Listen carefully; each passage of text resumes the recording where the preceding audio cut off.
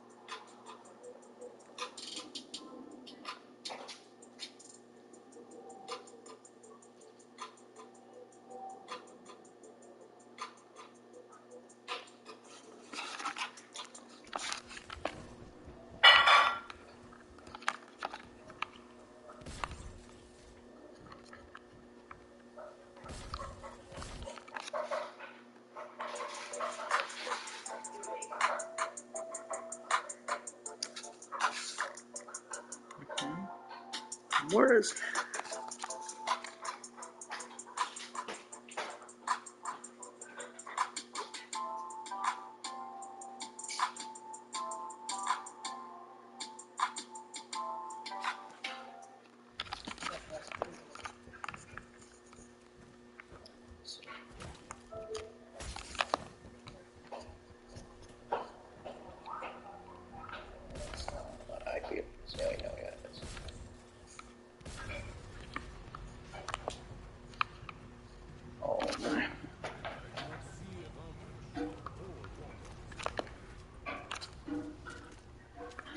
Stuff like that. Oh yeah.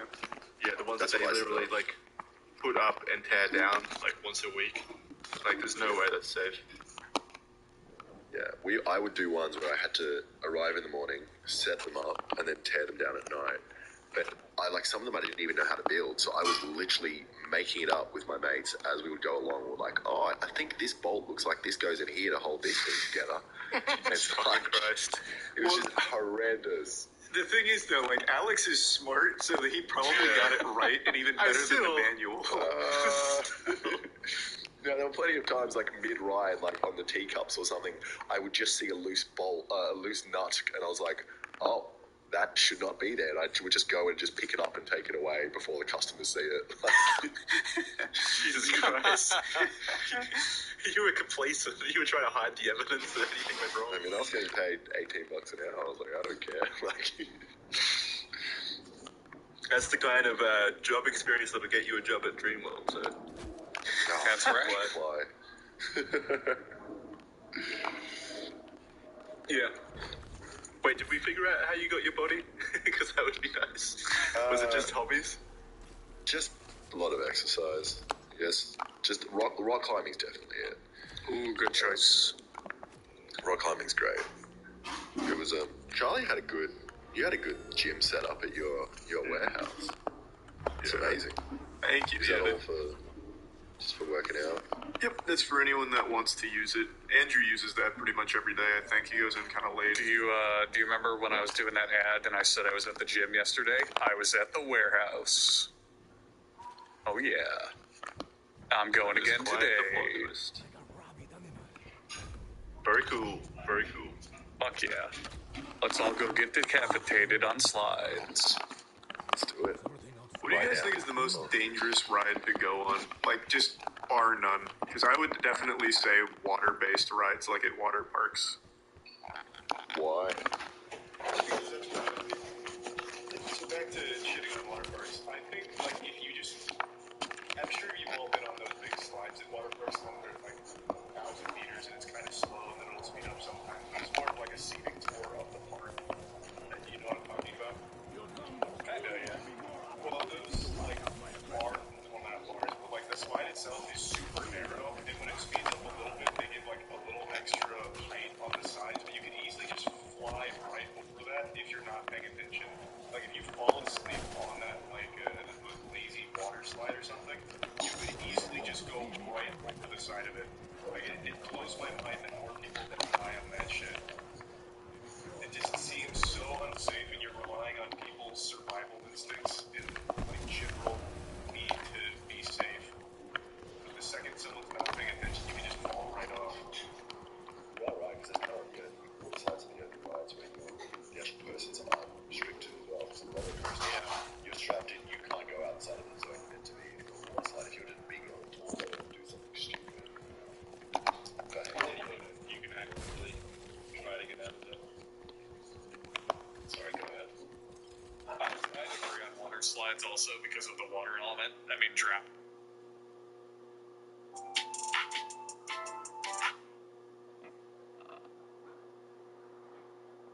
No, I can just Where you pretty much just have to kill off waves of all enemies. sound like Away. Then the artifact will lower into the map that you must pick up. There will be your left. And here at Blue Bunny, we employ the world's best bunnies to create fun frozen treats for people like you.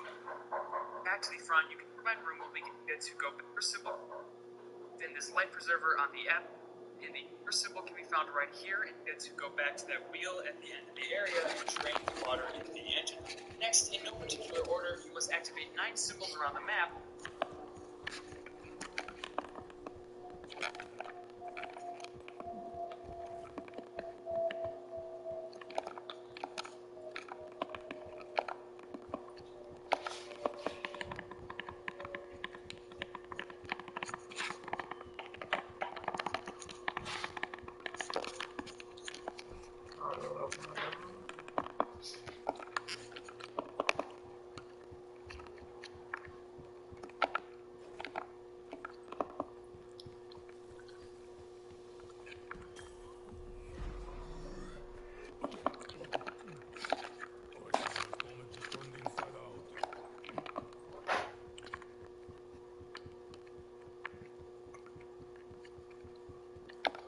Oh, that place is so dangerous.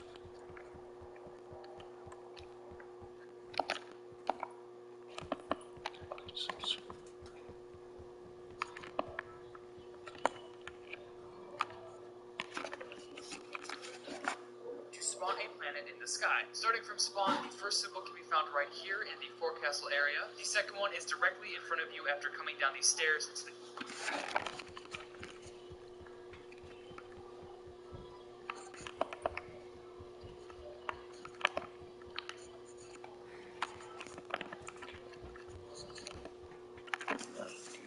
mail rooms. The third one is on this wall in the bathroom of...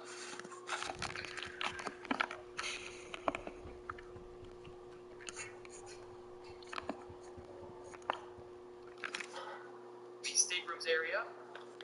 What's this planet? Should be.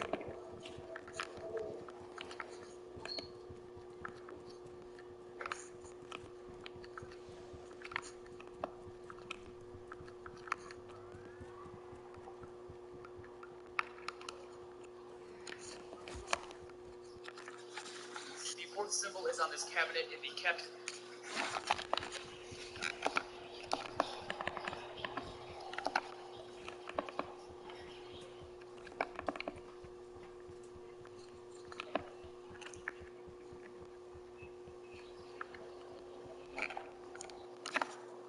Bridge. The stairs into the mail rooms. The third one is on this wall in the bathroom of the staterooms area. The fourth symbol is on this cabinet.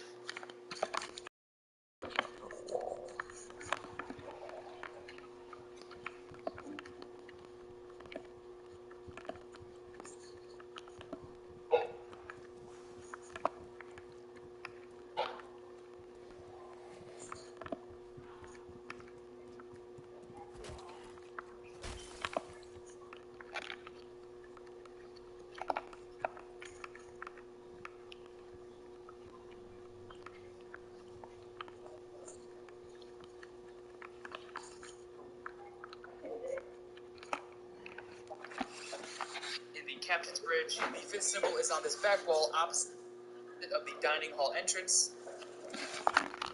Okay.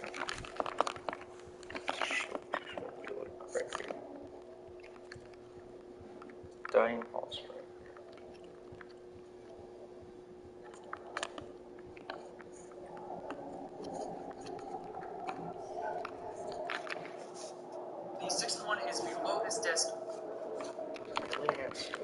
above my friend. You know, it should be. Where's Milliners? Not sure.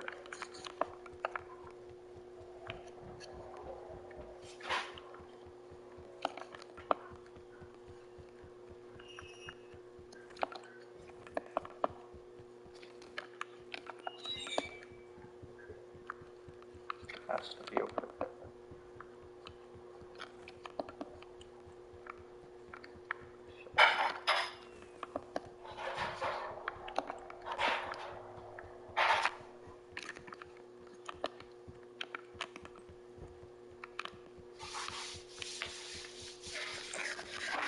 Where's Millionaires Days? That's been really quick.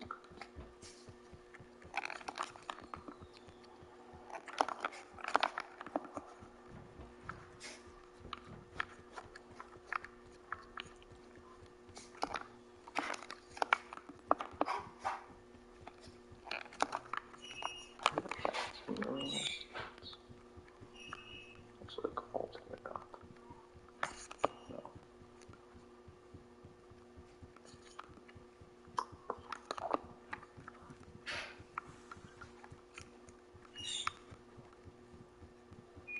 Maybe it's over here.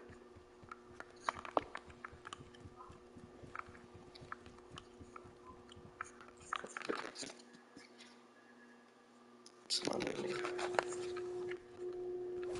the thing. Those who wrong me are usually found at the bottom of the sand, as they did not drown. The Millionaire Suites. The 7th one is in this light. So just go up that place.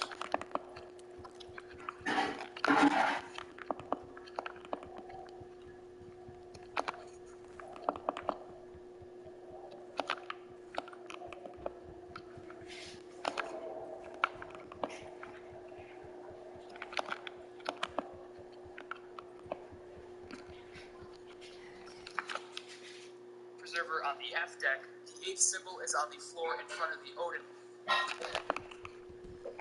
The engine room. I know where that is.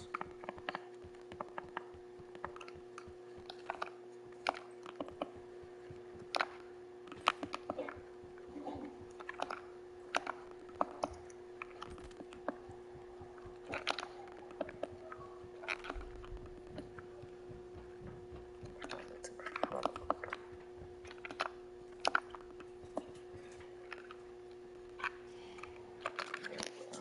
Perk statue in the engine room.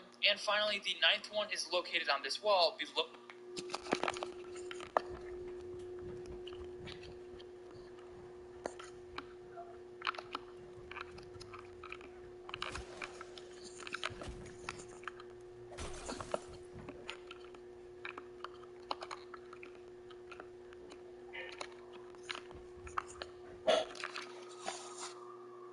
The catwalk in the boiler room.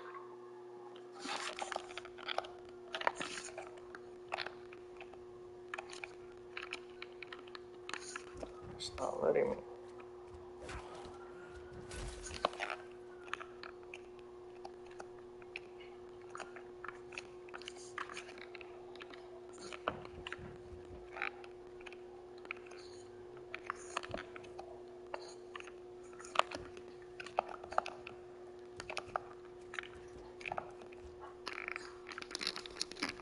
I can't.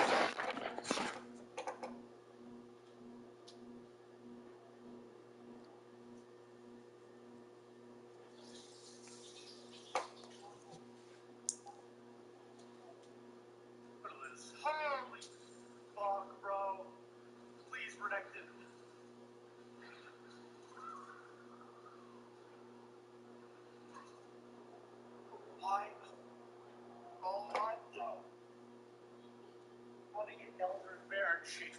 Useless fucking piece of fucking shit.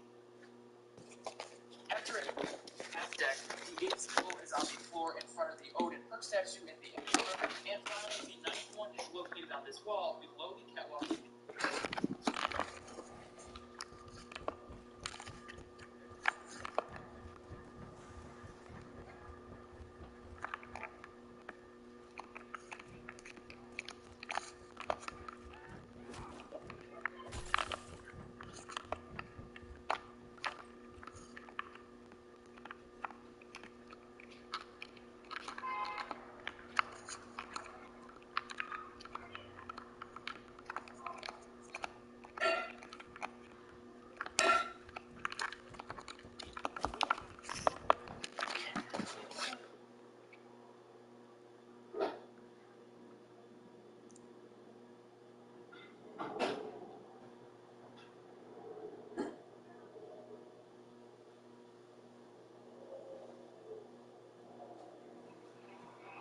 Sometimes accidents happen, but knowing you're safe is from the pipes in the form of steam.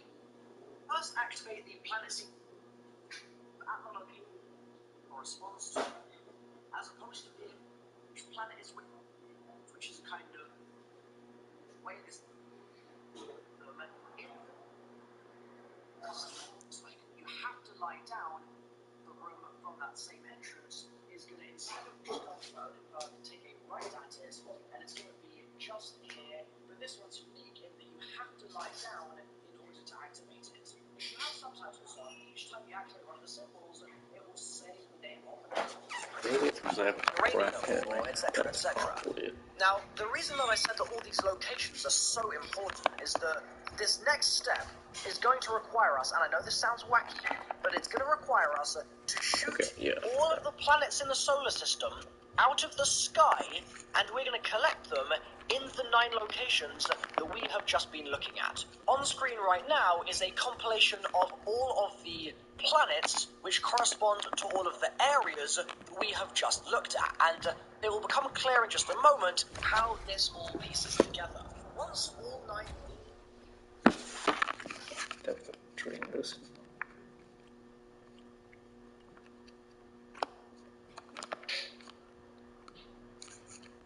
Oh, wrong one.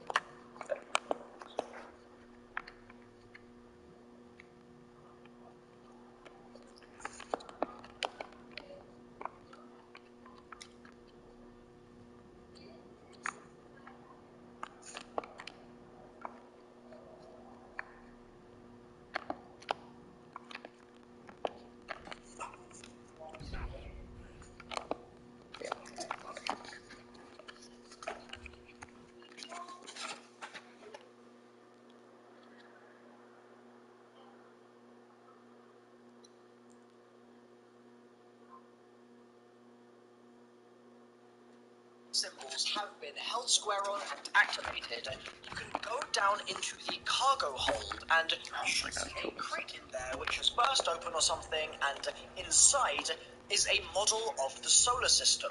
Don't do it just yet, make sure you've got your bearings first, but when you hold square on it, it's going to light up a sequence of planets, and you need to write that sequence down, or memorize it, or record it somehow, just from seeing it blink through its little order. Now you'll notice that there's actually an order to the way this little device has been constructed. The closest planet to the Sun, Mercury, is right at the top. And then as you go down, the planets get further and further away from the Sun, ending at Neptune. Pluto is not a planet. So you've got Mercury, this kind of dull purplish one. Venus, this burned orange one. Earth, that's obviously us. And we have our moon, which we can see in our sky. Mars, which is a kind of bright red one. Jupiter, which is a gas giant, and it's a big orangey browny one. Saturn, which is kind of iconic because it's yellow and it's got those rings, it's huge as well. Uranus, which is a kind of slightly larger and pinky coloured one. And then Neptune, which is blue and is really far out. Watch the order blink through its sequence, and then it will always end with the Sun. Now we have an order of planets that we need to shoot. All we need to do is go upstairs from where we were in the cargo hold and look in the sky. And you'll see that that same celestial layout of all the planets are up there, ready to be shot. And the sun is even included in the center there. It doesn't matter that it's nighttime in the map, you can see the moon really clearly. The sun is up there in the center as well. You can figure out which planet is which in the sky from their colors and their proximity to the sun. You'll be able to see that some planets are very close to the sun. For example, Mercury and Venus are always going to be really near it. However, other planets like Neptune are very far away. In fact, Neptune is always skirting along the horizon on the map. And what that means is that you need to look for it dipping in and out of the water away from the boat, as opposed to being actually inside the sky itself. Now, don't do this just yet, because you're going to basically be on a challenge round now where you might not be earning any points from getting kills. You definitely don't want to mess this step up and have to go a new round, because you're probably quite late in your game. It's all getting pretty tense. And this step and onwards can also be a cause of blue screens. When you know which of your planets is first, you need to look at the guide reference that I've got on the screen right now and see which location it corresponds to. This is definitely most easily done in a co-op game, but it's definitely possible in solo too. You just need to shoot the planet which is the first in your sequence, and it will then become a blue orb, and it will fly down and crash into the symbol location that I showed you previously inside the map locations that I'm matching on screen to the planets right now. So Saturn, for example, is always going to drop in the bridge. The moon is always going to drop where that crescent moon symbol was on the lower grand staircase level. Now, when you shoot a planet, it's going to despawn zombies, and they are going to respawn and basically run towards you and the orb itself. And so what you ideally need to do is time it so that you can then become a blue orb, and it will fly down and crash into the symbol location that I showed you previously inside the map locations that I'm matching on screen to the planets right now. So Saturn, for example, is always going to drop in the bridge. The moon.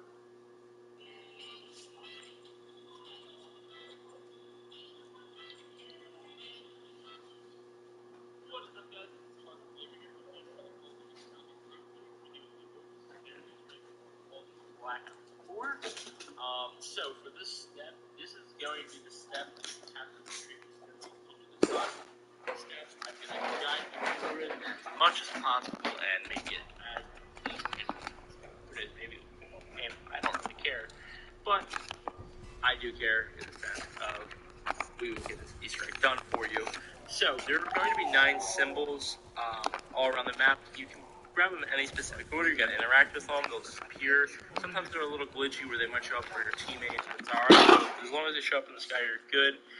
So the symbols are going to be, Jupiter's going to be in the engine room, Saturn's going to be on the bridge, Moon's going to be on lower grand, Mars is going to be in the boiler room, Uranus is going to be the stateroom, Mercury is going to be the mail room, Venus is going to be millionaire suite, Neptune is going to be the after deck dock, and it's going to be in like a round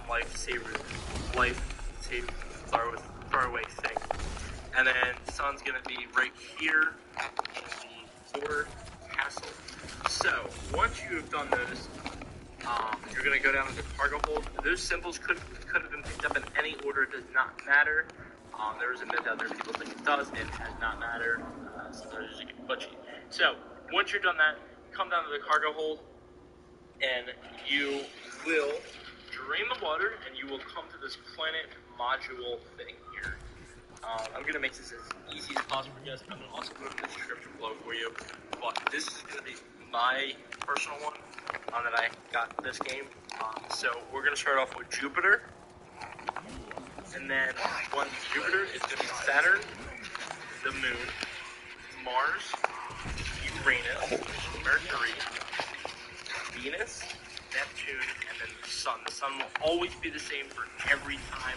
All the other planets could be different. So I will put those in the video just so you guys can see like which one for which in that order, and then like the reference of like each color for that module. So you're gonna want to shoot the planets down in that order. This was a different clip video. That's why you see that these aren't going to be ordered as the ones that I got. Just that clip right there. But you'll get the concept of that. Like what you got to shoot them down and then location where to go. Choose your thing. So once you do that, you're gonna go to the next one. You're gonna shoot it down, just like my buddy did right here. It's gonna fall right down to the sky. Mail room. That one in the mail room that I just shot was Mercury. One of the closer ones to the sun, and we're there. The small one next to the sun. This one right here, I'm about to shoot down. Going to be Jupiter. Dr. Brett, I'm sure this sort of thing happens more often than we think. And that will also fall right down.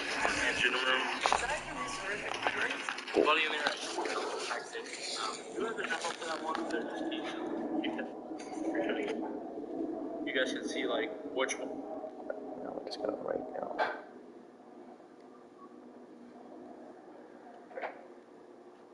In the boiler room, you'll need to pay close attention to the order without getting down. When you activate this, it will trigger an infinite zombie round. Your specialist weapon, Wraith Fire, and upgraded shield can help you get through this. I would also recommend either recording this sequence in some way, or every time a planet lights up, pausing your game to write down the name and color. Here is an image I made that you can refer to.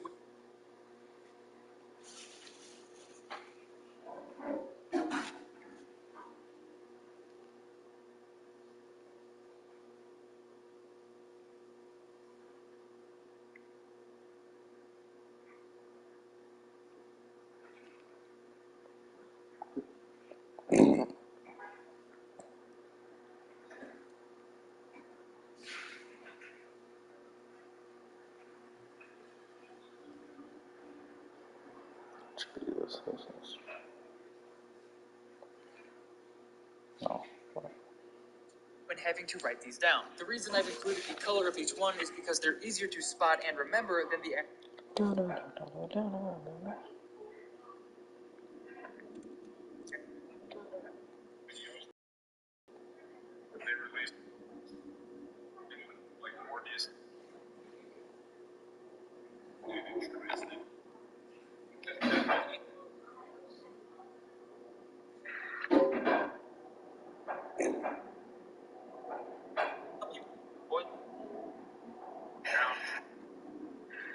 Just like my buddy did. It's gonna fall right down to the sky. Mail room. That one in the mail room that I just shot was Mercury. One of the closest ones to the sun. There. Small one next to the sun. This one right here, I'm about to shoot down. What's that?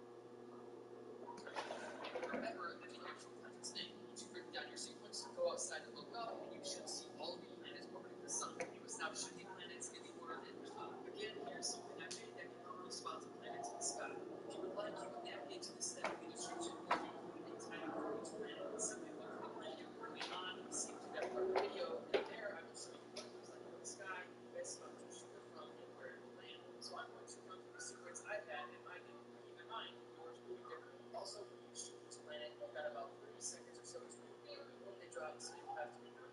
Also, be conscious about the zombies. For some of the planets, they will swarm the orbit drop location, for others, they will swarm you. So starting off with Neptune, this one actually is in the sky. It tips the when it surfaces, it's not like this. I would recommend you shoot Neptune from the deck area, then make your way to this boat on the aft deck to pick up. This is the big brown-looking planet with streaks on it. Again, the best place to shoot this one is on the poop deck, then quickly make your way down to the engine room, and its orb will be floating above the staircase. Next was Venus. This is the slightly larger planet than Mars, and actually has a very similar color. Just be sure to look for the more orange one. In my game, I shot it from the aft deck area, but you could probably shoot it from the boat deck or mid-deck area and get there faster. Either way, I was easily able to get to the Millionaire Suites to pick up the orb. Next, I had the moon, which is the literal moon in the sky. You can shoot it from this window in the area just before entering the dining hall, and the orb will drop in the same exact spot. Next was Mercury, which is the small purple planet. If you shoot it from the spawn side of the boat, the orb will land on a cart right in front of the stairs leading down into the mail room. After that was Mars. This is the tiny red planet, and I would recommend shooting it from somewhere on the poop deck again, because you'll have to run all the way down to the boiler room catwalk to retrieve the orb.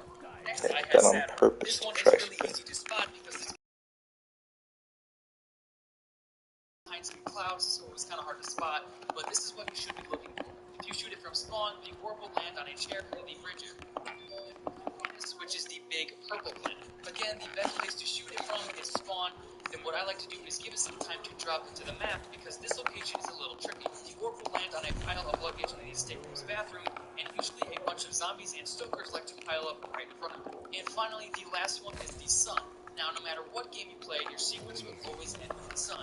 You can't miss it in the sky, and if you shoot it from somewhere at spawn, its orb will drop on top of this camera in front of the location's fast travel. Now, unlike the other planets, when you hold X or square to pick up this orb, you'll actually be spawned into a sort of time trial. If you take too long to complete it, you'll fail the challenge, and you will have to redo it at the start of the next round. You have to be ready to restart this one. Right when you end the round, the orb will drop back into the map. So for this challenge, what you have to do is quickly make your way to the other end of the boat. Its orb will drop on top of this camera in front of the location's fast travel. The orb will land in play. Your sequence will always end with the sun. You can't miss it in the sky, and if you shoot it from somewhere at spawn, its orb will drop on top of this camera in front of the location's fast travel. Now, unlike the other planets, when you hold X or square to pick up this orb, you'll actually be spawned into a sort of time trial. If you take too long to complete it, you'll fail the challenge, and you'll have to redo it at the start of the next round. You have to be ready to restart this one. Right when you end the round, the orb will drop back into the map. So for this challenge, what you have to do is quickly make your way to the other end of the boat. But all of the pathways there will be blocked by big chunks of ice. You must shoot the chunks to destroy them so you can get by. It's easiest to take the boat's right side round as if you were going through the Arctic. The ice cracking can be really helpful with this, because with every other shot or two, you will shoot the ground behind you to slow any oncoming zombies. This is also where the ring fires come in. If you throw one down before reaching an ice barrier, it'll kill any zombies that walk through. After destroying the ice barrier that leads up onto the aft deck, a max ammo will spawn, so be sure not to run past it. Then once you get to these two barriers that lead out onto the poop deck, stand at these spots, ideally video, and use your hammer to destroy them. This will take them down extremely quick, and you can also kill any zombies that come at you. By the time you get to the barrier on these stairs, your hammer goes on out, and a black powder will spawn. I would recommend you kill the black powder as soon as possible, and then focus on the barrier. After that, you just have one more at the end of the thing. Again, throwing your Ring Clock Habit, you'll want to try and get the Hellion Salvo out of the box. It's not a necessity, but it really is one of the best weapons for this fight. Make sure you've got that upgraded 4 or 5 times, max shield health, all of your perks charged and ready to go, upgraded Ice Cracked, and the Fungus Morning perk. Once you're all set up, hit X or square over the edge to begin. When you do, teleport inside an iceberg where you will have to swim up to its tree and get the artifact. Then, after a moment, you'll be teleported to the poop deck where a giant Habit, you'll want to try and get the Hellion Salvo out of the box. Good job, so you'll have to be quick. You'll also need to be conscious about the infinite zombies. For some of the planets, they will swarm the orbit drop location, and for others, they will swarm you. So starting off with Neptune, this one actually isn't in the sky. For 50 years, National University has championed affordable, accessible, achievable higher education. The moon is always going to drop where that crescent moon symbol was, on the lower grand staircase level. Now, when you shoot a planet, it's going to despawn zombies, and they are going to respawn and basically run towards you and the orb itself. And so, what you ideally need to do is time it so that you can shoot the planet and then arrive at the location where it will never log at all. You do have a 30-second timer to actually grab it, but in my experience, there's a lot of instances that I've had in my games where I've been shooting with splash damage, and zombies have been attacking the orb, and it's disappeared for one reason or another that I haven't been able to figure out. You obviously want to avoid that if you can. Oh, this is the planet. I've actually done this really fast. It took me like an hour. Like I'm fully set up.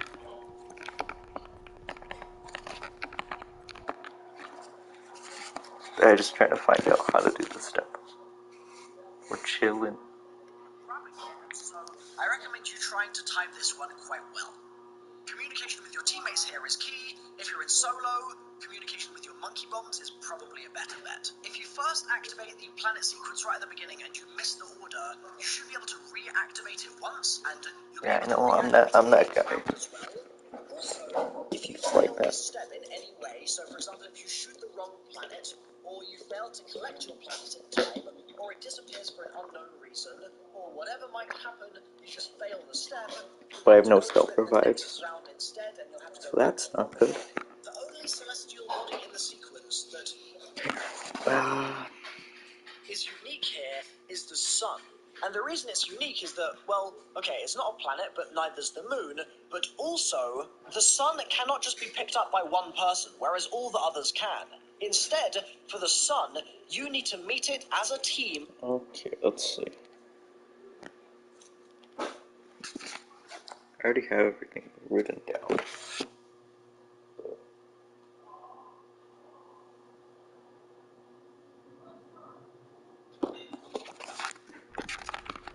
Maybe we should do this with me and you, or you, or is he even on? I don't think he's on. No, he's not. Oh. I probably will. I mean, I probably won't get past this. Just kidding. I will. I won't. I'm that good at this game. Just like that.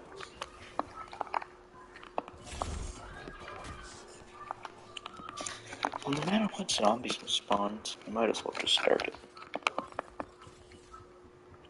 I may be outnumbered, but I am not outgunned. There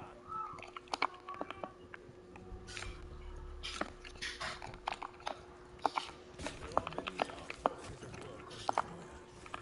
And how much bullets is that? 3. Yeah, that's not that much.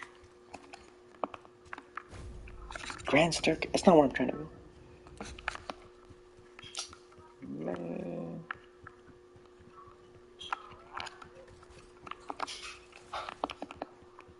Oh man.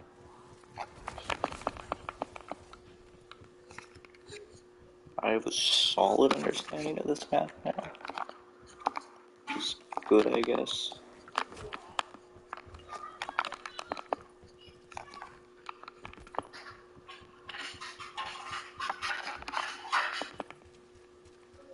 Let's start this.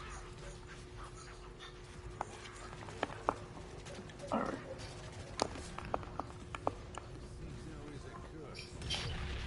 Where am I going? This way. We go big purple first.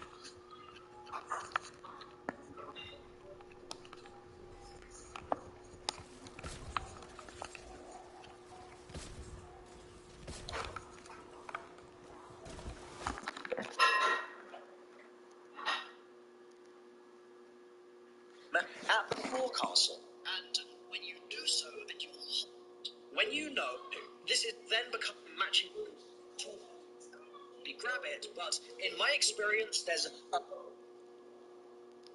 Uranus.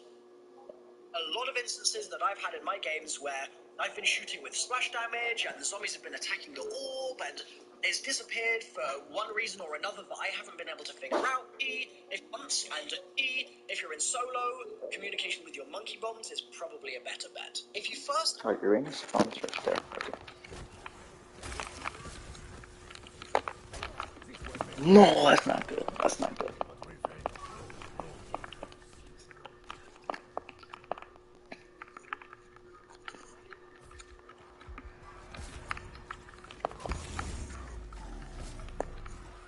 Did I shoot the wrong one? I think I shot the wrong one, I guess. It looks the same. No, I don't want to die when King Vinny's here. That would be embarrassing.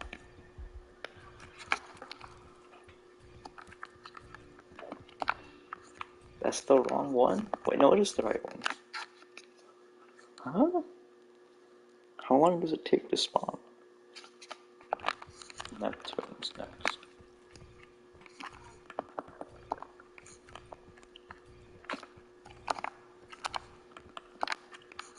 I already respawned. What? That's so weird.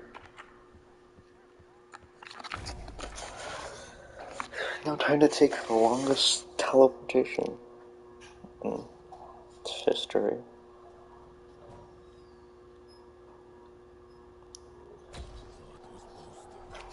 I'm just going to continue the podcast.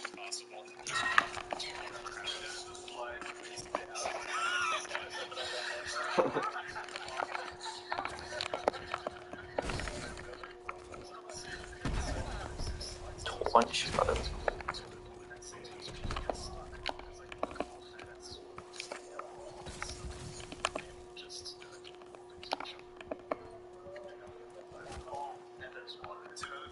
It also has to rely on the employees being like attentive, because you can accidentally sit like two people down at the same time and then they collide somewhere in the middle of it. That happened to me when I was a kid. There's a water park in South Florida called Rapids Water Park, and they have these old school yellow slides that are being built to the side of a hill. And I think you sit on like a mat, and it helps you go really fast because it takes away the friction. But why isn't it that animation? Fucking dad just came behind me and slammed right into me with the slide.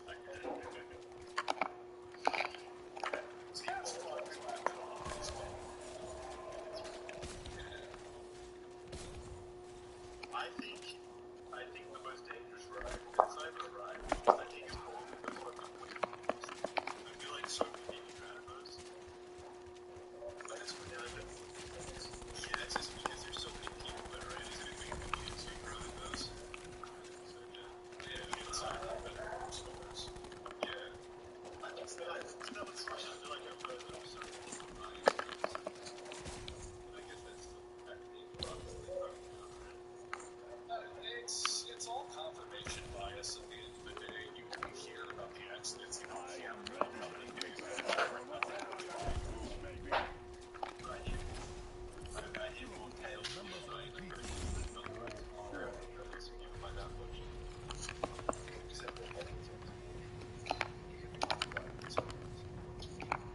No, this is my also true. second attempt.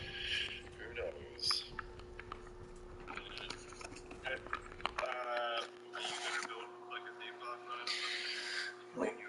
I'm just gonna watch someone do it solo. Like a walkthrough. You could do it. You could do a roller coaster. It would be pretty fun to make. Like a really scuffed, shitty roller coaster. That would be fucking awesome. I've actually seen roller coaster. Oh yeah.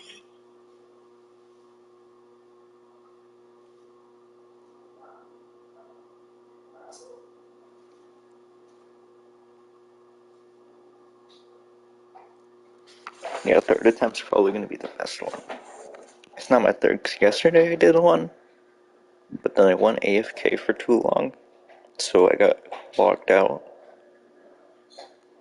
So, I never really finished that one. I didn't go down in that one either. I got to like round 6 and I disconnected. Good.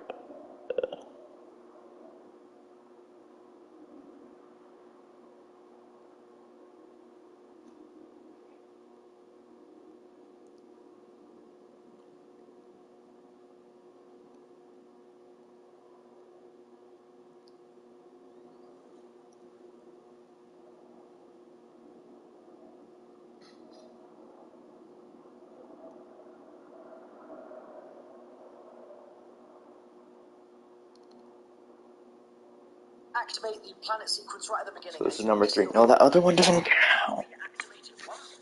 Because I didn't play it fully, okay? me see what this guy does. This is a solo run by Oxford Jimmy. What's his strat? He's one self-revive. But he has PHP slider. I don't.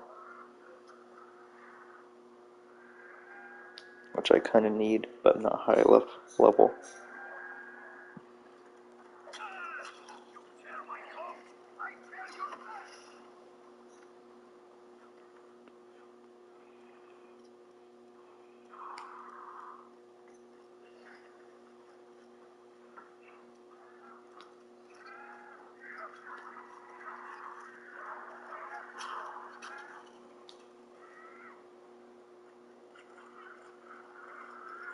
What is this guy doing?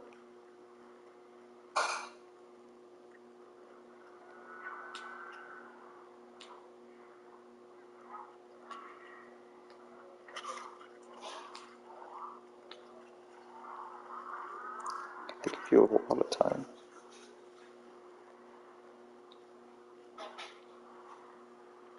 I think this is the hardest step of the Easter egg. Easily.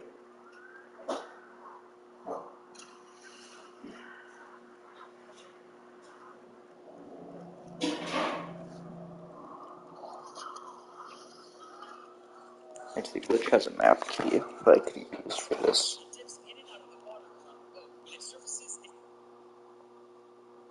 Wait, I already have that. God, that looks so similar. What? Okay, so what was this first one? What's that? Why is this? Why does this guy have so much time?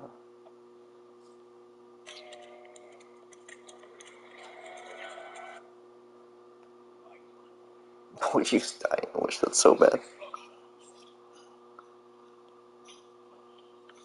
No. I need to find all 9 planets.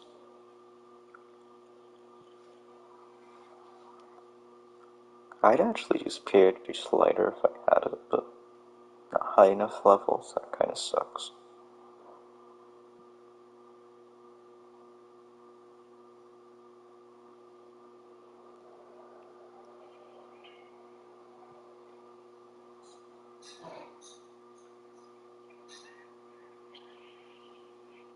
Why does it shoot that one first? What?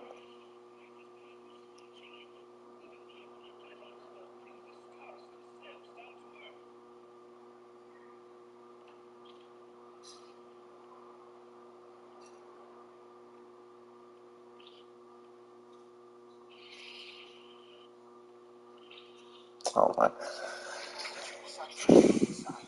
So you just shoot it, find it, shoot it, find it, shoot it, find it, shoot it, find it, shoot it. Okay, I'm gonna do this to make it so I could switch through less apps.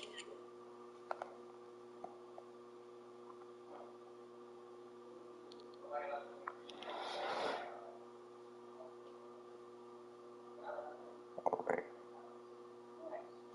So I gotta read it right next.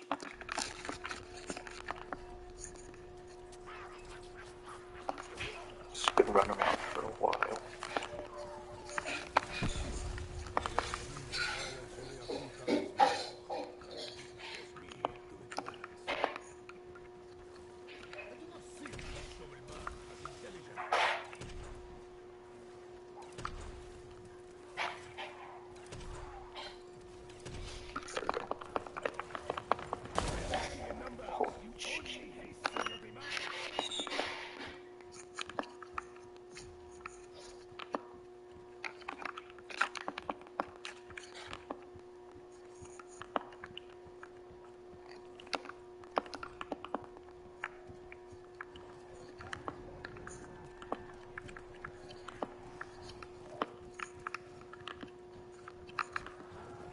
Am I checking the wrong place here? There should be a planet here.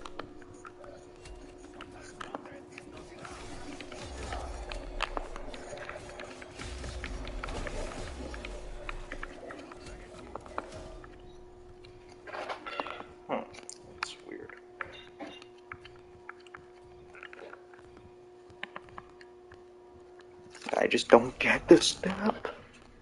Doesn't make sense.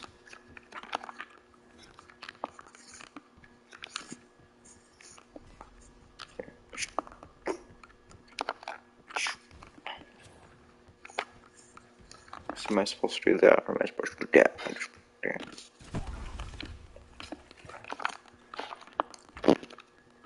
Here, King Vinny, you could maybe help me here. With these planets. I'm gonna see if I'm right or wrong.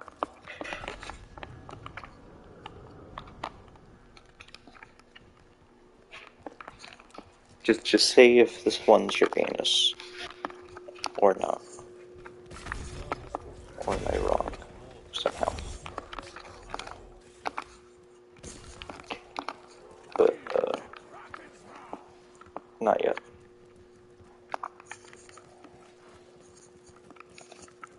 Or maybe I'm going crazy.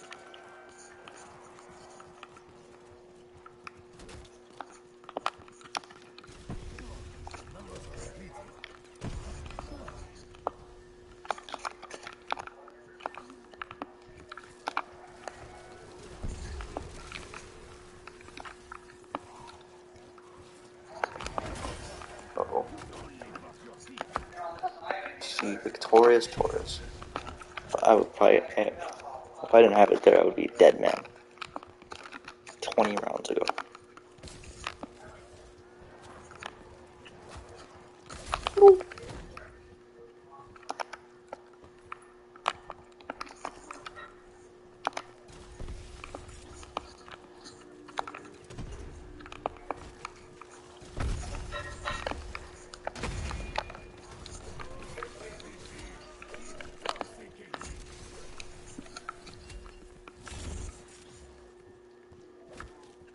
No, I know. I put PhD instead.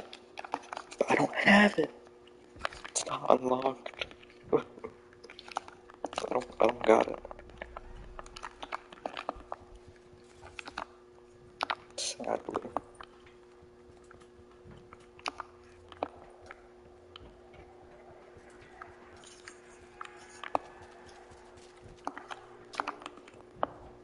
This is close to stairs, right? No, it's not. Okay. Let's try this again. If only we could like retry it multiple times.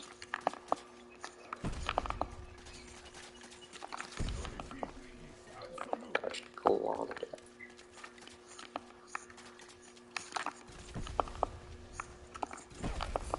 I barely learned today that Ice Zombie gives other zombies more attack power. Okay, that's stat first. That's Uranus. How come when I shoot Uranus, it doesn't spawn to Uranus? It spawns to who knows where. That's Uranus. What do you mean, bro? It's not helping me.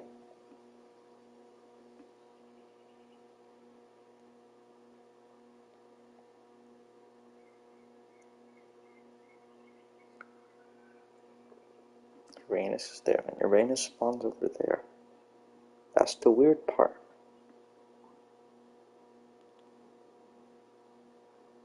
Uranus spawns in the stateroom, yeah.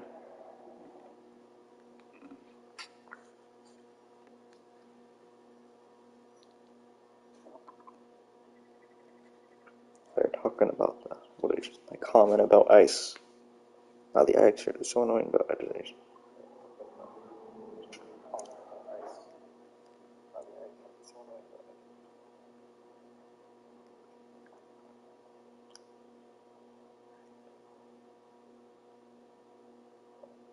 I play this game at like negative volume about 90% of the time.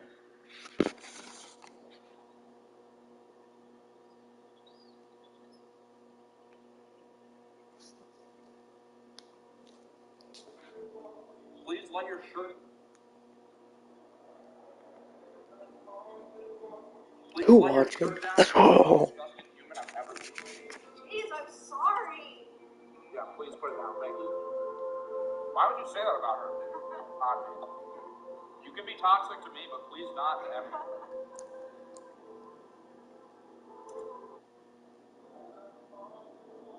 Please let your shirt down. You're the most disgusting human I've ever seen. Please, I'm sorry. Yeah, I know. I'm going there. You saw me go there. Come on. Say that about her. You saw that. You can be toxic to me, but please not to everyone.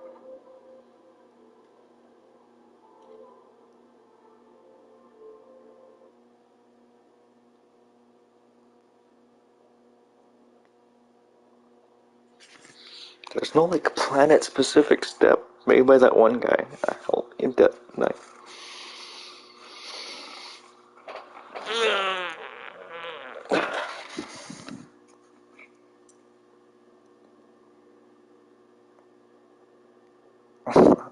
What are you talking about? Stop scrolling through mid.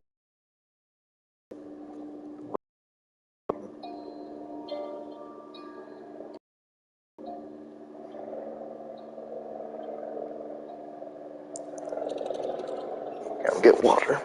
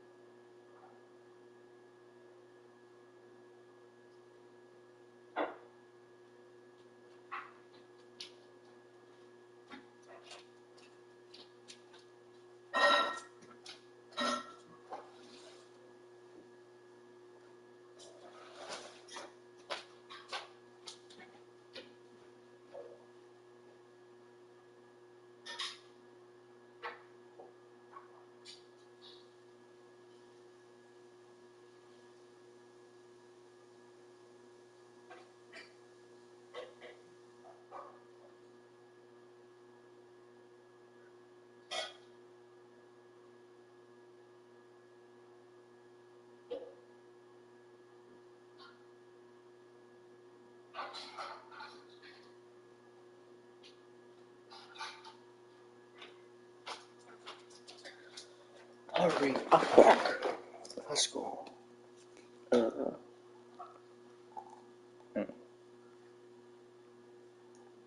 let's see what this guy has to say about it. Well, he didn't say anything, but.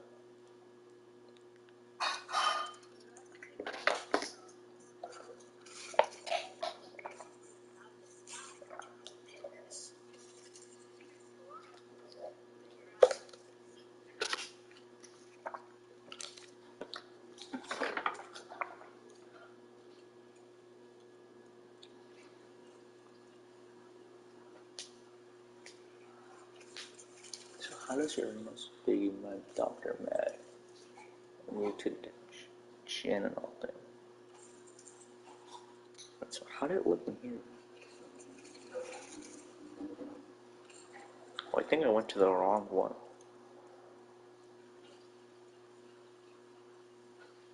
How long does it feel?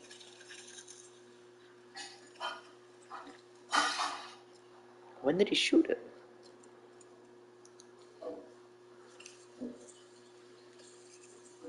Did it hurt? Okay, so glowing on. I already started it. Right, yeah. I did.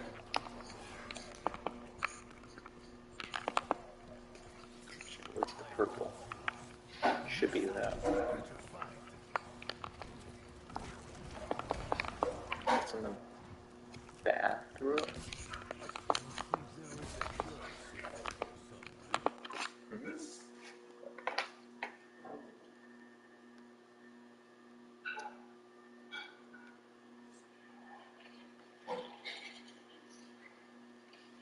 You have to wait a little.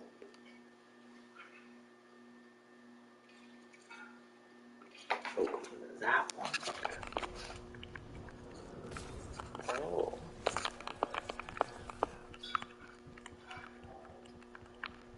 Okay, I'm fumbling right now so hard. Oh my god.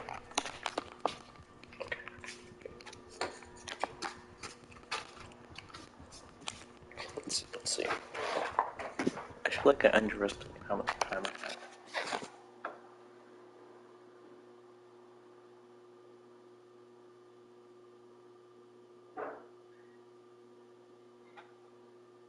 Nexus Neptune should be this side of me.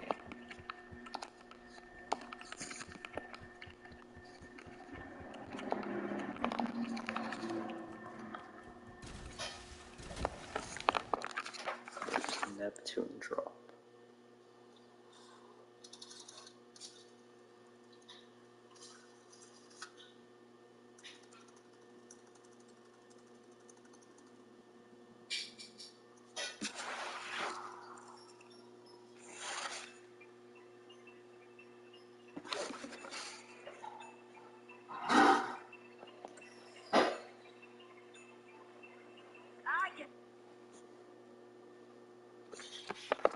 Okay, so there's a noise that indicates if we're running out of time.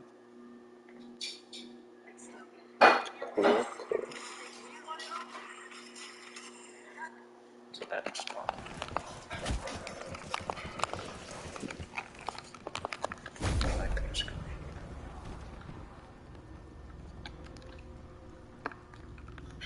I have only felt such sensation once before.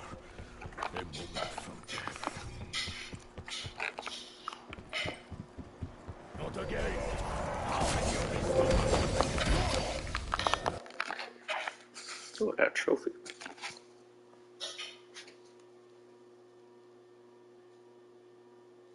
Mars.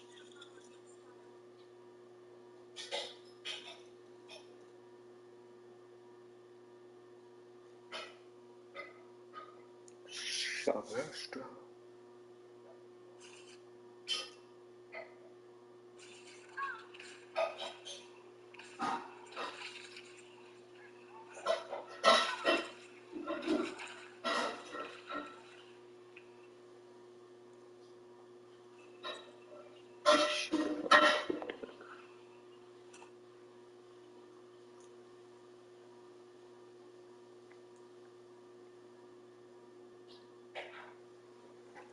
What did King Vinny say?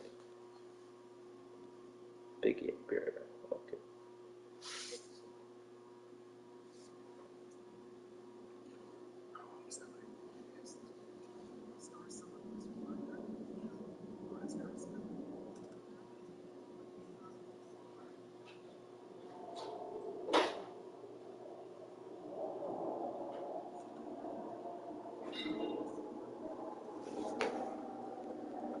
Rewatching I'm So Famous. Oh my god. I'm blushing right now.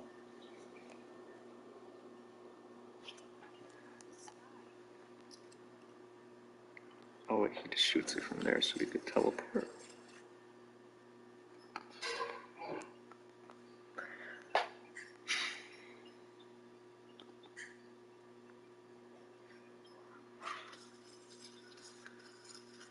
Oh, then the boiler was just right there.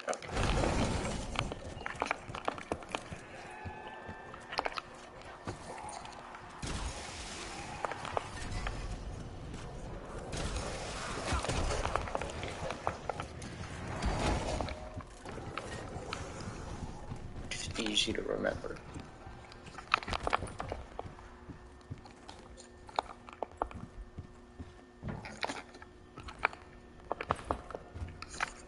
Let's go around.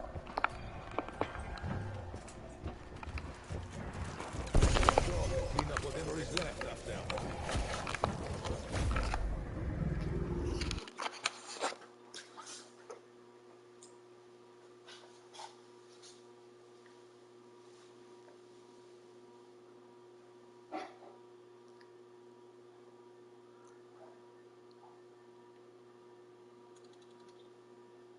Mercury, what you should do with the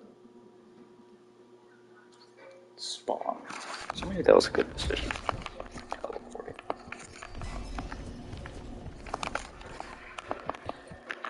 It's all the mail route.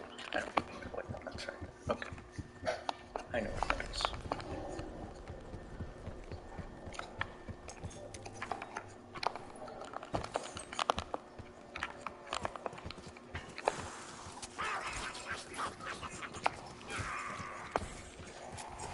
What is it?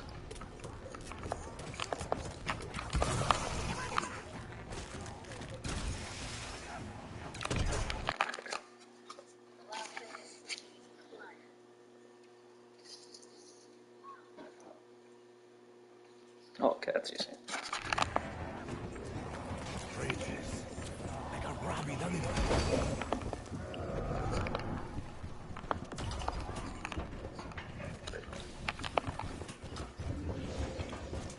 Where's next? Next is... which would be Saturn. I know where Saturn is. It's right there.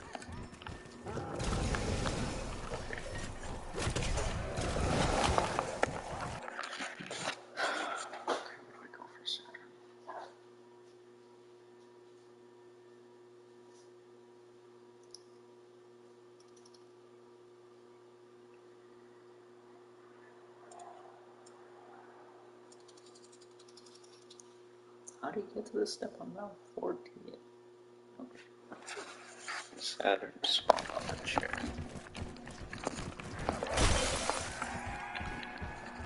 Oh my god, that could I'm scared here.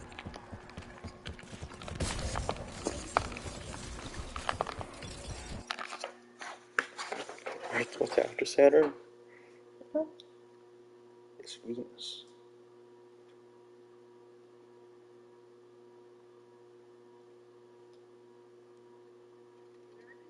What?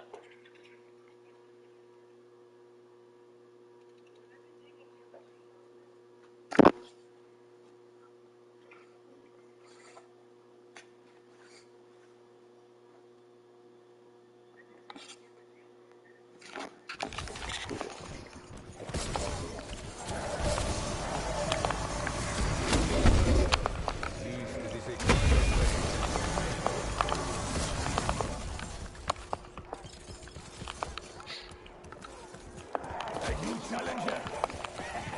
No shit. You give the French kiss a bad name, you four-legged monstrosity!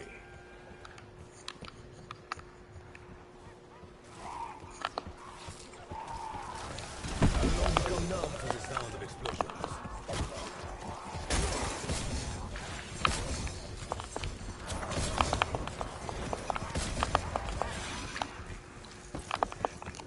Oh, I'm probably gonna fail right here.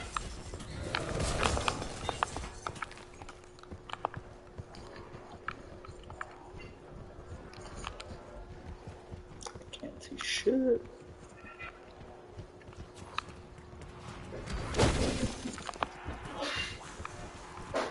Bless you.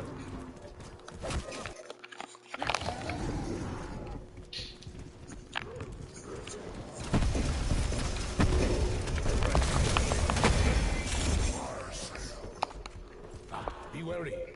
There is a reason the meat from the butcher costs more than meat from the man in the alley. Yes, I need more stuff doing this guy. Of course, so I could blind my vision even more.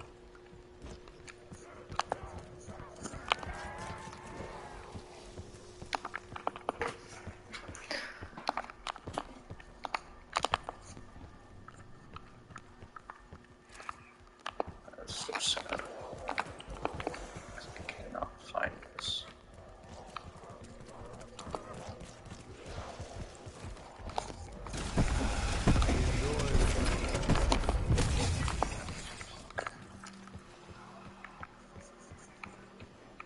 Here it is.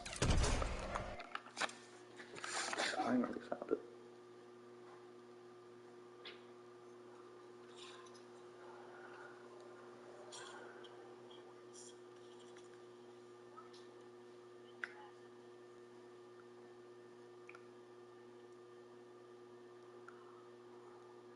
all the way down.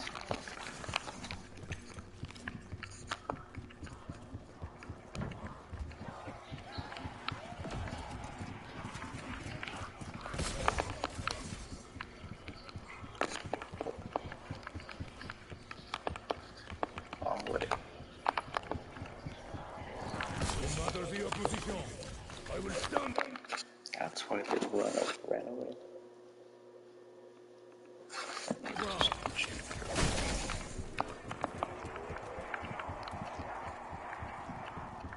They could eat it. Where am I going? Where am I going?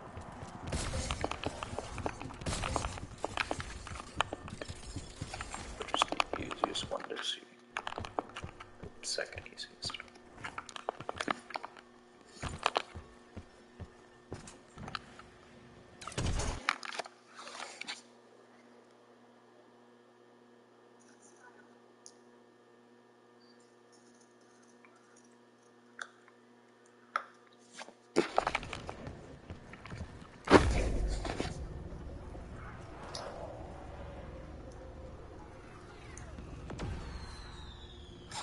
That's the one you jump to get, I think.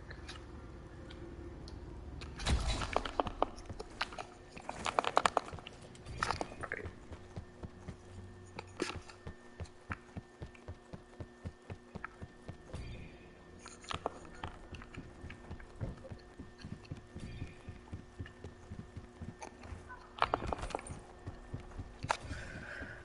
Let's see. Let's see. That's okay, how you do it. Alright, where do we go now? Oh, I should have got my shield.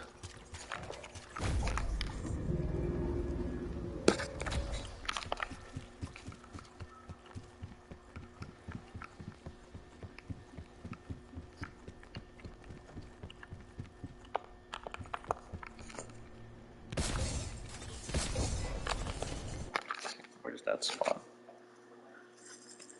The lower ground.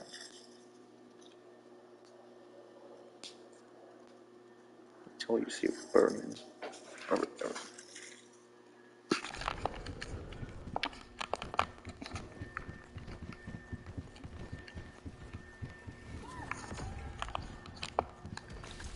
I got it really fast.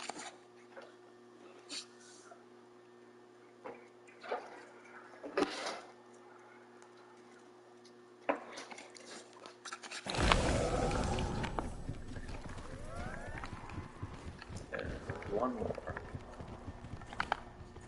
which is the sun, which is for some reason really small.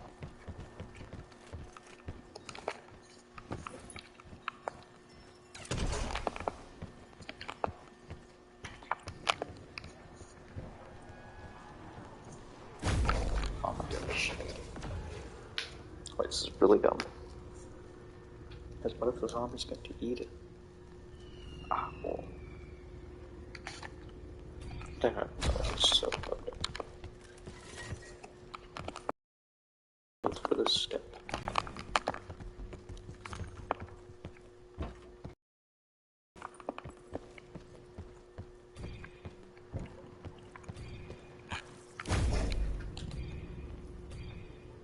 Oh God, please teleport faster.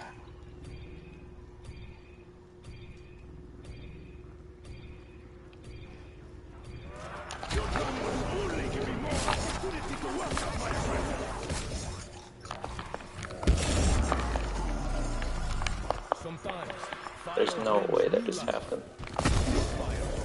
Oh my God. That's so sad.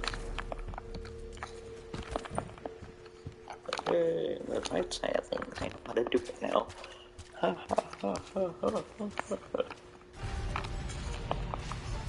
my God. That is so sad. Here, I can do this faster. We have to stop reading this, no?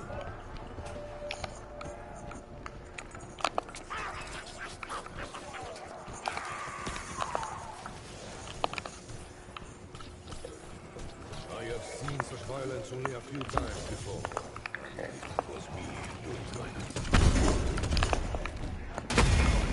Is it down? No, it's not. Oh, is it? Yeah, let's go.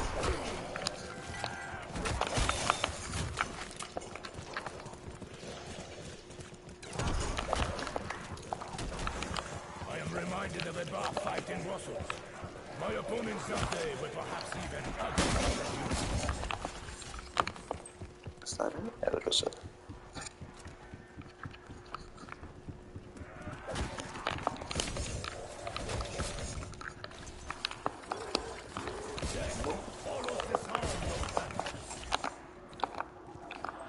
What's next? God, I thought it's gonna be so annoying to do. Keep each other mob.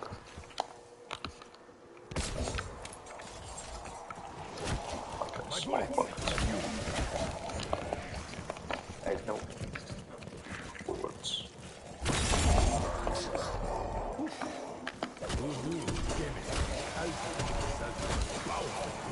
No, not those things. Holy shit. What is that too for?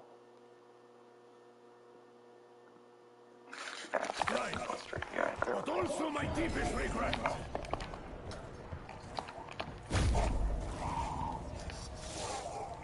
I was going to about how wrong I'm not very sure anymore.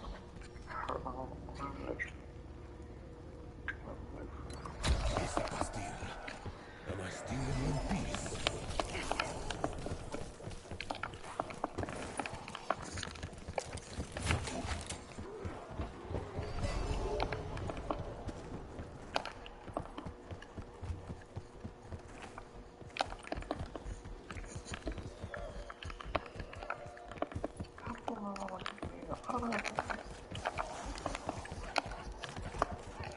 Did I skip it?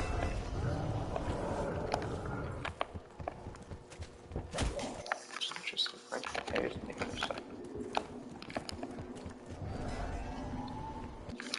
I'm losing my mind now after that.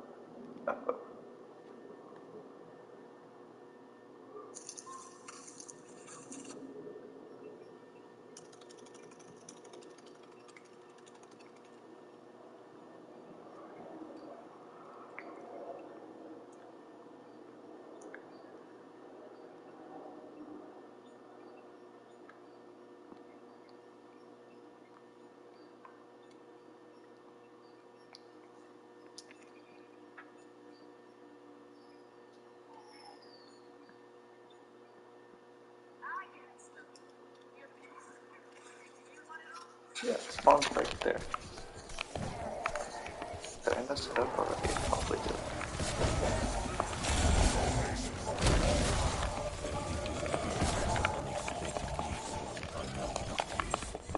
That doesn't make sense.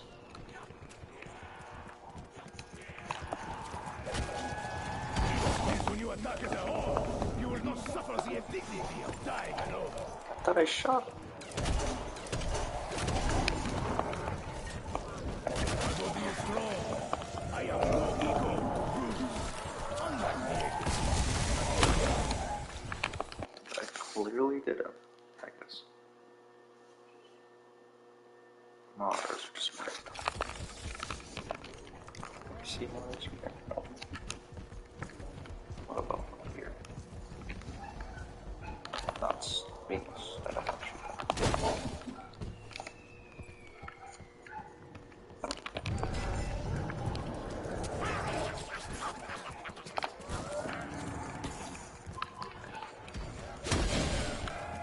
I am confused. On whose side does this creature fly? It's Mars, blood red. That's like boy red. Oh, I know what it is.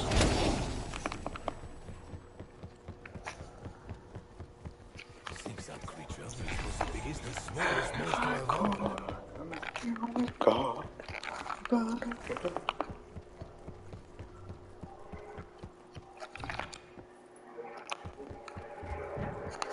wrong way.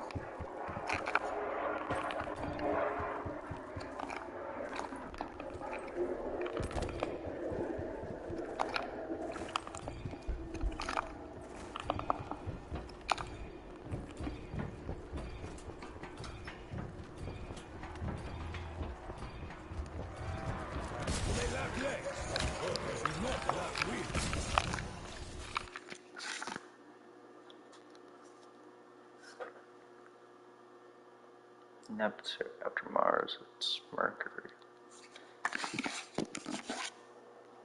Would you shoot Mercury?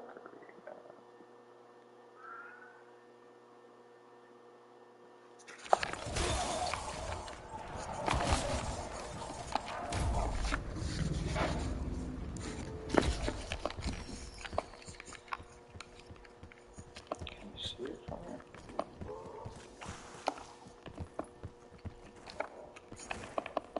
Apparently not.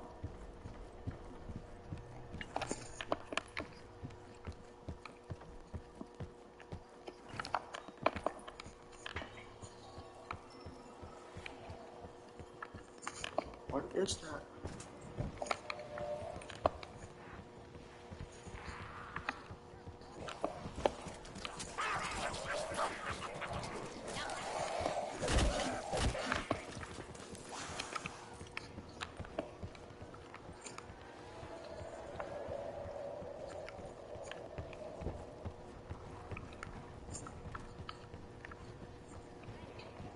Okay, there it is.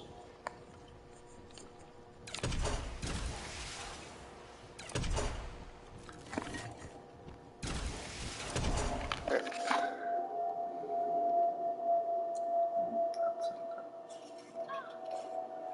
I just read the video.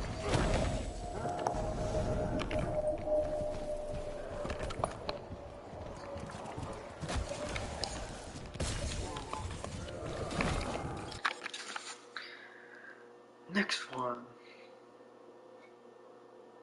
Saturn. Saturn falls into the bridge. Oh, I know that.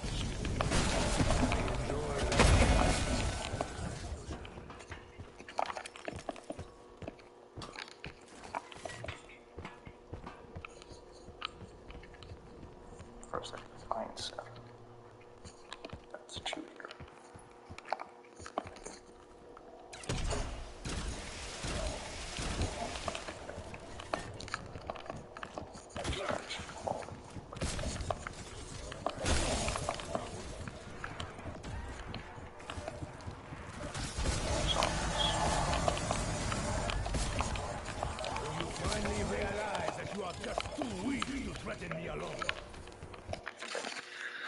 What's next? Next is Venus. Terrible time to do it last time. But this time, it's a way easier time. Millionaire suit. Okay, I don't know this.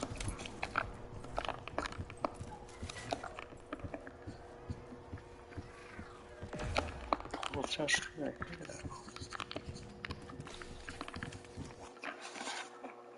Next, Jupiter and the moon.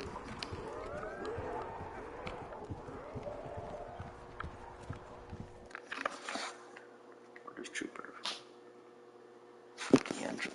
Where's the moon fall? Okay, okay, so good. Direction.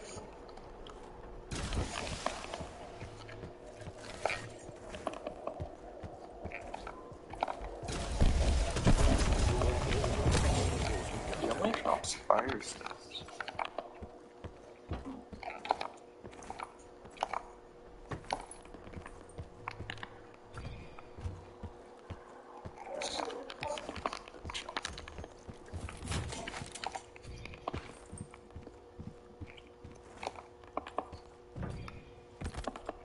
Don't make that sound.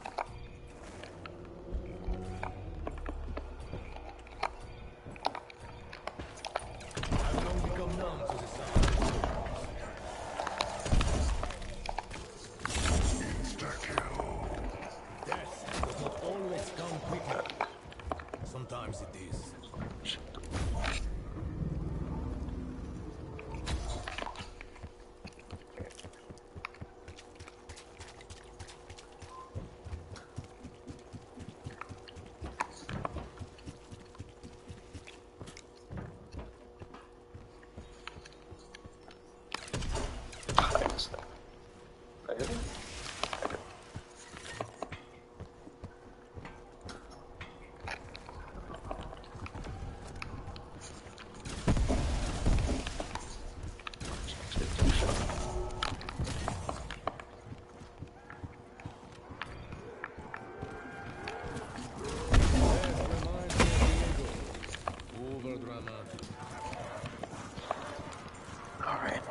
sun. I will stand my ground. Like no bullets. They all just caught fire. Bravo! I am entertained.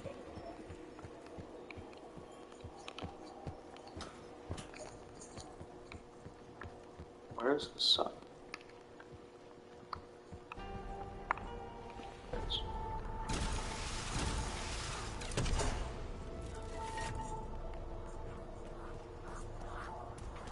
My bullets are few.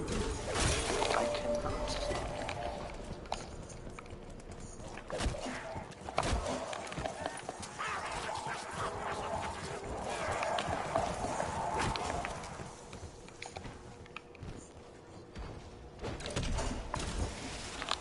There. With 0 bullets left. More than that, just.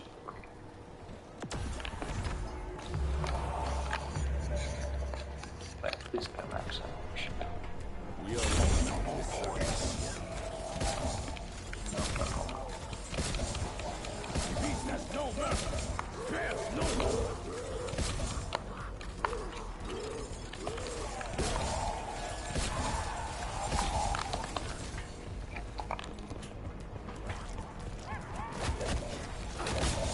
Understand what you are doing. Play can be a useful motivator.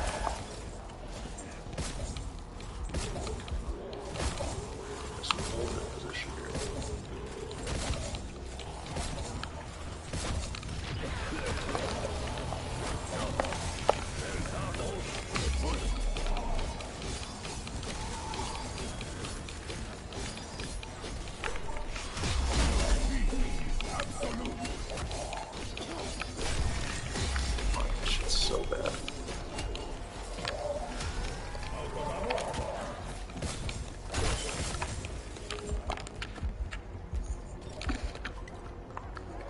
What?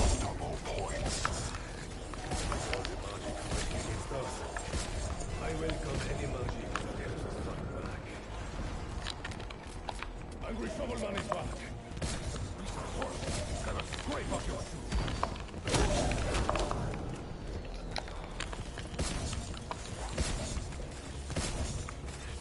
I'm so failed. Oh my god.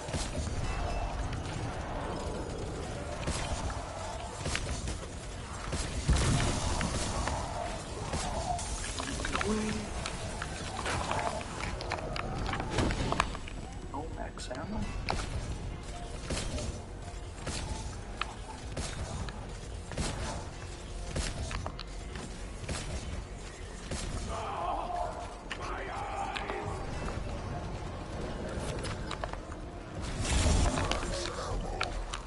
If only Lally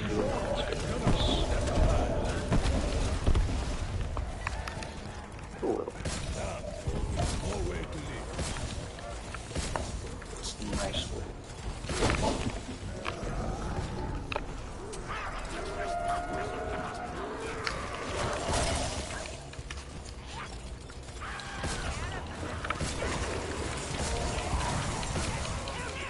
I should have ran hammer of Valhalla.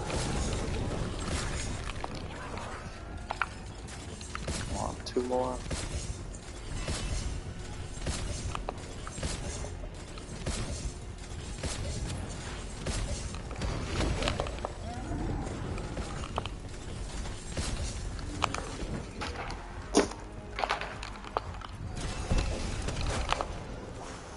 No, did I fail it? Oh my god. I had no bullets during that. Oh, I didn't even grab the shield.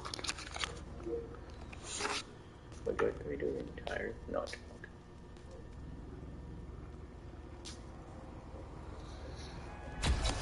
Felt my body turn inside out.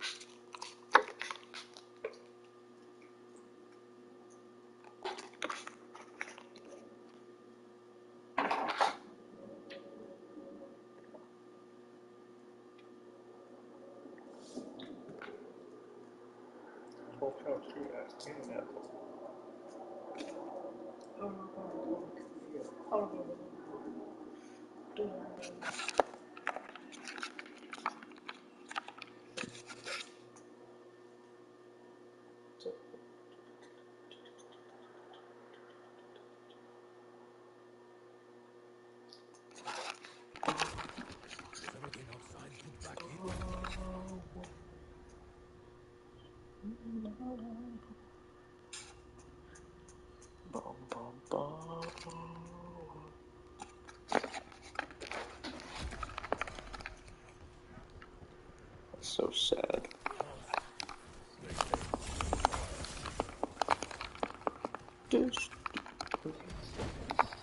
What? No. No. I'm on ice. Separate? What do you mean? Separate? No.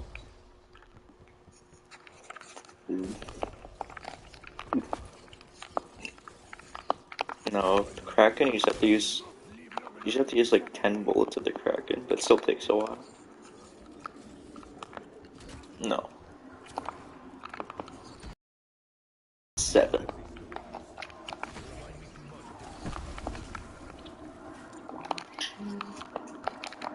The what? Oh, I just wanted to, I was like, who cares, I'll just use this. I mean, no, I just wanted to use it for fun. Because they look cool. I never. But now I regret running them, because the hammer is way better for the ice step. I regret running them now, because the hammer is way better for the ice, for killing the ice.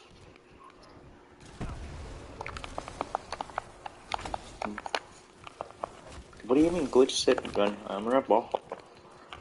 Or Schecter overall? I know.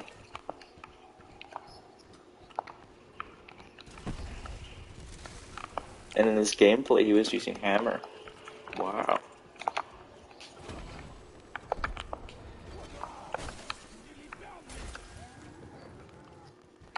What? No, when he was showing off the step, it was saying use. I just watched the guy like. Ah!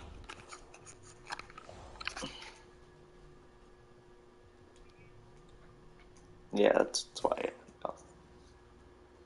How did it even happen? Oh my god. Shut up. I had 3 concurrent viewers earlier. That's public. People could just like look. Oh my god, this guy's streaming. Come on. Yeah. I was on the last ice block, but God, that's so sad. Cause I don't know. It was sad because I was on the last ice, but I wasted so much time using the chalk rubs because they do no damage. No, because I failed when I was at the last one. Yeah. If you take... That's why... I don't know how good they are.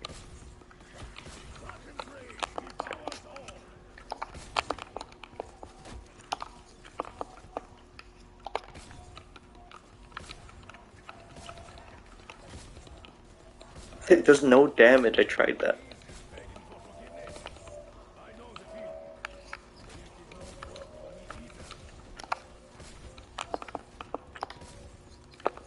I'm gonna do this to be safe. Even though... Yeah, I know, but it takes a long time to throw. Yeah, I mean, it always is. Unless I have, like, a full setup.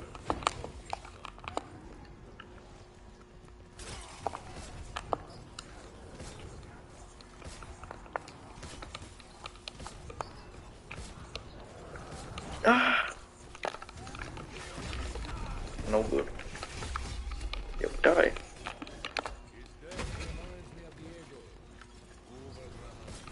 No, it does no damage. You could look earlier. Uh-oh. What do you mean? What are you talking about? What? I'm fine.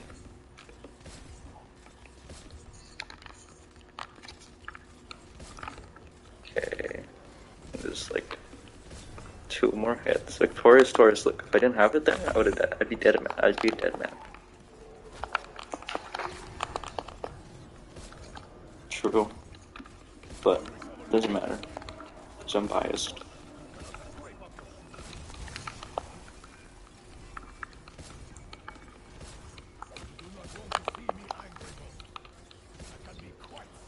Yeah, I know.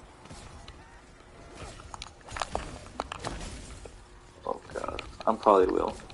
Because apparently it's pretty hard.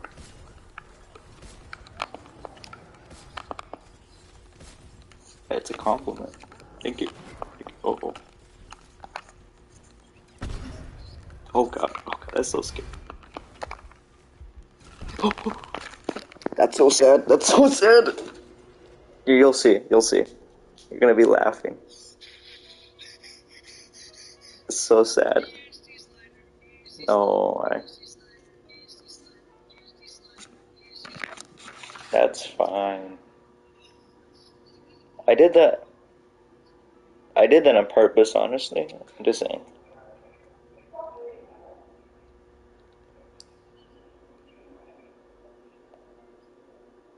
Huh? No, yeah, the like last one's really hard.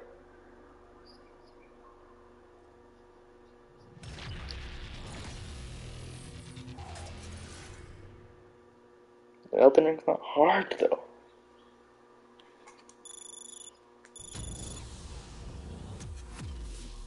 Yeah.